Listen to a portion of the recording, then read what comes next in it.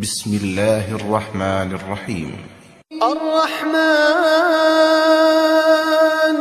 علم القرآن خلق الإنسان علمه البيان الشمس والقمر بحسبان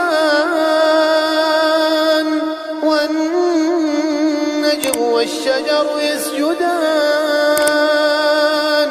والسماء رفعها ووضع الميزان ألا تطغوا في الميزان وأقيموا الوزن بالقسط ولا تخسروا الميزان والأرض وضعها للأنام فيها فاكهة